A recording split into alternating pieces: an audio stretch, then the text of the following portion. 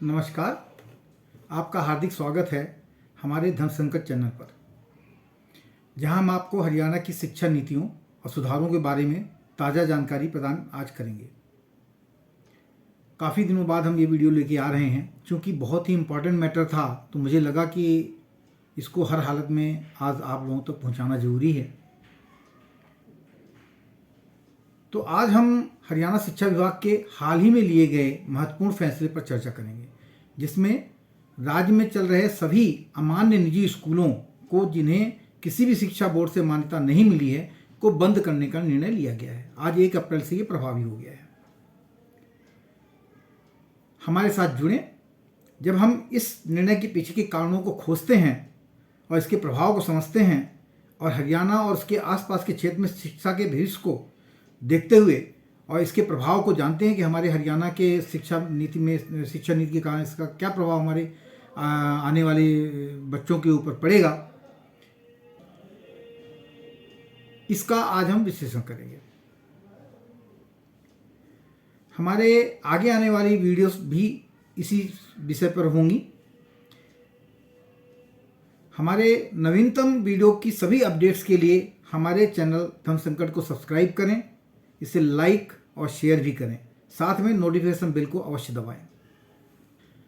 जब से हरियाणा सरकार ने अमान्य निजी स्कूलों को बंद करने का निर्णय लिया है, तब से ही समाज में विवादों का अब तक कोई समाधान नहीं हो पाया है, या कह लीजिए विवाद ये थमने का नाम नहीं ले रहा है।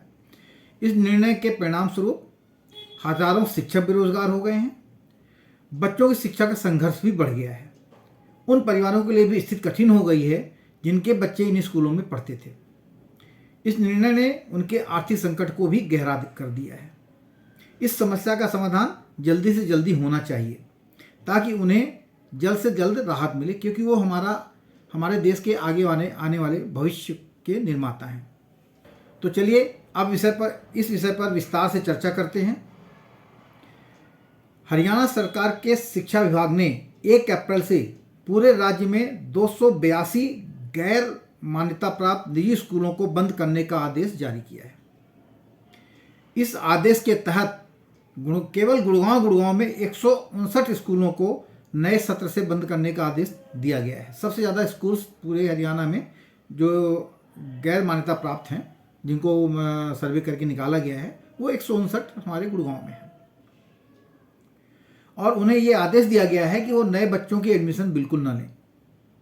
उन बच्चों के लिए सरकारी या अन्य प्राइवेट स्कूल में दाखिले की सलाह अभिभावकों को दी जा रही है। हमारे पास एक पंफलेट भी आया है अखबार में, जिसमें पता नहीं ये सरकार द्वारा जारी किया गया है या किसी व्यक्ति ने विशेष रूप लेकर जारी किया है।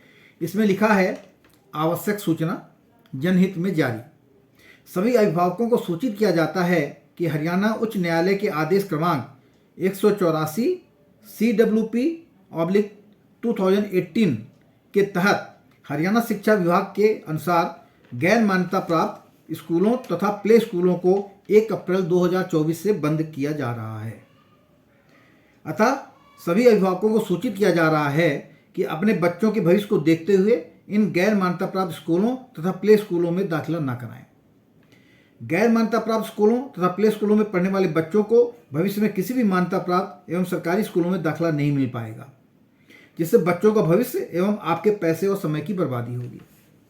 इस प्रकार के विद्यालय से मान्यता की प्रति लेकर खंड शिक्षा अधिकारी कार्यालय से जांच कराने के उपरांत ही इन स्कूलों में अपने बच्चों का दाखिला कराएं। यानी वो कह रहे हैं पहले शिक्षा विभाग से आप अपने जिले के शिक्षा विभाग से जाके पता करें कि आपका जिस स्कूल में एडमिशन कराने जा रहे हैं वो स्कूल को मान्यता प्राप्त है या नहीं है। उसके बाद ही जब वो पता चले कि स्कूल को मान्यता प्राप्त है, तभी उस स्कूल में बच्चे का एडमिशन कराएं।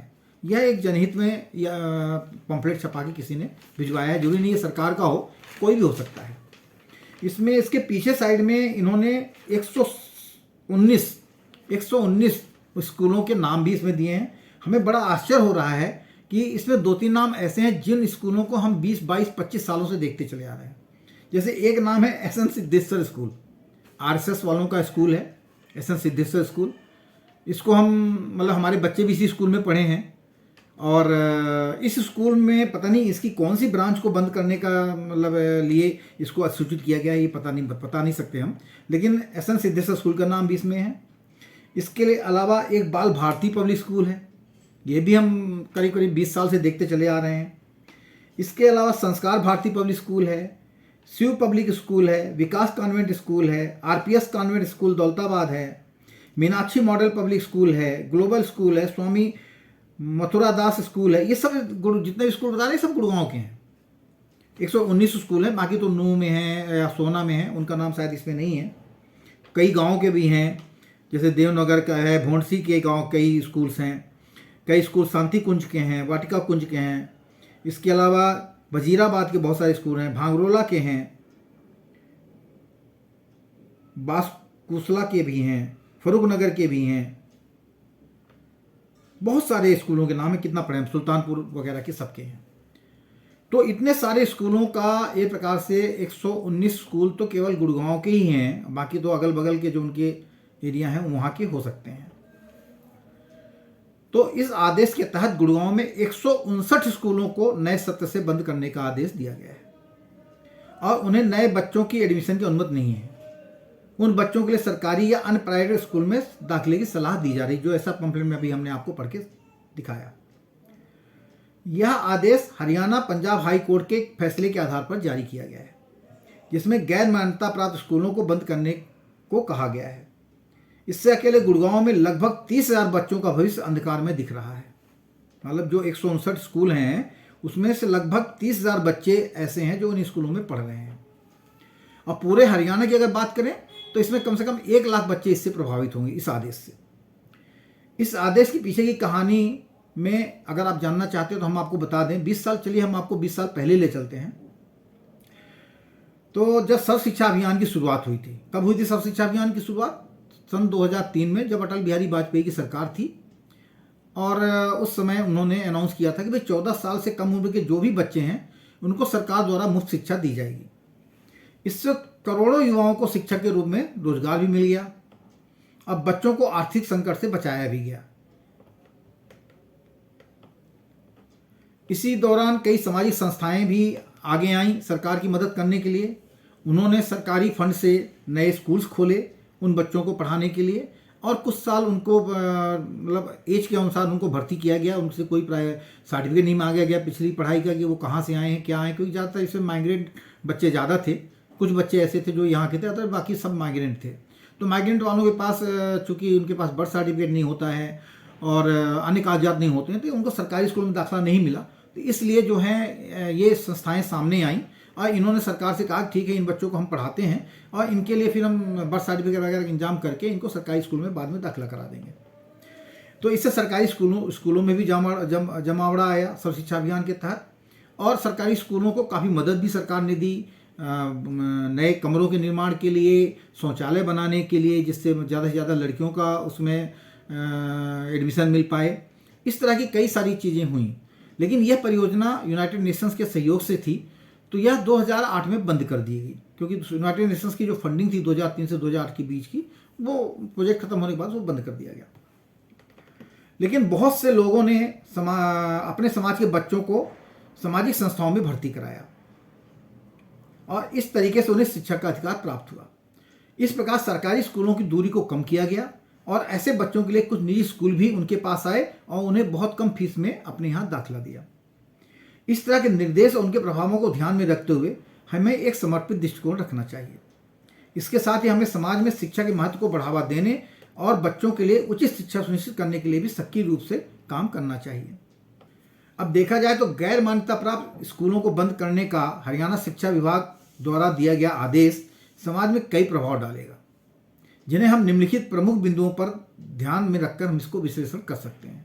जैसे कि पहली बात, बहुत सारे जो शिक्षक एम्प्लॉयड थे, इसमें कम से कम ये मान लीजिए पूरे हरियाणा में कम से कम 1 लाख शिक्षक तो जरूर रहे होंगे, जो को ये संस्थाओं ने अपने यहाँ मतलब नौकरी दी होगी। संस्थाएं जो चल रही थी, समाजिक संस्थाएं, उन्होंने अपने यहाँ नौकरी दी होगी। ये सब के सब बेरोजगार हुए, और या जो छोटे छोटे स्कूल खुले जिनको बंद किया जा रहा है वो भी बेरोजगार हो गए। तो शिक्षकों की बेरोजगारी जो है सबसे पहला है। गैर मान्यता प्राप्त स्कूलों के बंद होने से उन स्थानीय शिक्षकों को फिर से बेरोजगार होना पड़ सकता है। इन शिक्षकों के लिए आगे कौन सा रास्ता है, यह एक बड़ा प्रश्न है और जिसके समाधान की बहुत बड़ी आवश्यकता है। मतलब 1 लाख लोगों का बेरोजगार हो जाना बहुत बड़ी बात है हरियाणा में। दूसरा है बच्चों का भविष्य। भाई जो बच्चे इन स्कूलों में पढ़ रहे थे उनका भविष्य कैसा होगा, उनकी प्रारंभिक शिक्षा के लिए नए स्कूल में प्रवेश की क्या स्थिति है और उनके माता पिता को इस समस्या का सामना कैसे करना होगा, यह भी एक बहुत चिंता का विषय है। सरकार को भी सोचना चाहिए, सामाजिक संस्थाओं को भी सोचना चाहिए और समाज को भी सोचना चाहिए। तीसरा है स्कूल के प्रबंधन का भविष्य। अब जिन स्कूलों को बंद किया जा रहा है उनके प्रबंधन करने वालों के पास अब कौन सा रास्ता बचा है? क्या वे अपने स्कूल को बंद होने से बचा सकते हैं या उन्हें अन्य विकल्पों का सामना करना होगा? यानी सरकार जो 3 मान्यता प्राप्त इंस्टीट्यूशंस हैं जहाँ से इनको मान्यता मिलती है, जैसे कि CBSE हो गया, ICSE हो गया या स्टेट शिक्षा बोर्ड हो गया, जैसे हरियाणा का हरियाणा शिक्षा बोर्ड है, इन 3 जगहों से अगर मान्यता लोगों को मिल जाती है या इन प्राइवेट स्कूलों को, तो वो कंटिन्यू कर सकते हैं। अब मानी बात, इतनी जल्दी मान्यता तो मिलेगी नहीं। तो ये 17 आ गया, आज 1 अप्रैल है, तो अगले सत्र की शुरुआत वो कैसे करेंगे? उनका स्कूल बंद होगा और जो उनके पुराने बच्चे हैं वो कहाँ जाएँ? वो बच्चे भी उनके स्कूल छोड़ के कहीं ना कहीं जाएंगे। जब स्कूल ही नहीं चलेगा तो बच्चे क्या करेंगे? साल तो बर्बाद नहीं कर सकते। तो अब ये 3 समस्याएं जो सबसे बड़ी हैं इस समय आ गई हैं। विचारों ने छोटे छोटे स्कूल जो तैयार किए हैं, उन्होंने पता नहीं कितना उसके लिए प्रयास किया होगा, कितने मतलब ये कह लीजिए पैसे लगाए होंगे। अब उनका सारा का सारा ये डूबता नजर आ रहा है। तो यह समस्या वास्तव में बहुत गंभीर है और इस पर अगर हम विस्तार से चर्चा करें तो हमारा ये जो वीडियो आज का है ये बहुत बड़ा हो जाएगा। इसलिए हम पहले इस मुद्दे के समाधान के लिए स्कूलों को कैसे इस स्थिति से बाहर ले जाने के विकल्पों पर विचार करेंगे। स्कूलों के पास क्या विकल्प है उस पर हम विचार करते हैं। फिर हम इस निर्णय से प्रभावित बच्चों और उनके माता पिता, शिक्षकों पर पड़ने वाले प्रभाव के बारे में चर्चा करेंगे। साथ में उनके लिए भी संभावित विकल्पों पर चर्चा करेंगे। लेकिन ये हम चर्चा जो करेंगे इसको हम अगली वीडियो में करेंगे, क्योंकि अगर पूरे विषयों पर हम चर्चा करने लगे तो ये वीडियो बहुत लंबा हो जाएगा। तो आपसे हमारी निवेदन है कि आप इस वीडियो को लाइक करें, शेयर करें, सब्सक्राइब करना ना भूलें। चलिए, आज जो हम जिस विषय पे एक विषय उठा रहे हैं वो है स्कूल के पास क्या रास्ता है। जो स्कूल बंद होने जा रहे हैं उनके प्रबंधन के पास क्या रास्ता है कि अपने स्कूल को बंद ना होने दें, इस पे चर्चा करते हैं। एक जो रास्ता जो हमें समझ में आ रहा है ये है, यदि ये स्कूल राष्ट्रीय मुक्त शिक्षा संस्थान, जिसको इंग्लिश में कहते हैं national institute of open schooling, short में कह लो NIOS, ये अगर इससे संबंध होते हैं तो वो अपने स्कूल को चलाना जारी रख सकते हैं बिना किसी अपराध के। NIOS एक स्वायत्त संस्थान है जो विभिन्न स्तरों की शिक्षा प्रदान करता है और इसका मुख्य उद्देश्य है कि अपने छात्रों को बुनियादी और उच्चतर शिक्षा प्रदान करना। ऐसे स्कूल जो NIOS से संबंध होते हैं वो अपने स्कूल को खोले रख सकते हैं और छात्रों को शिक्षा प्रदान कर सकते हैं।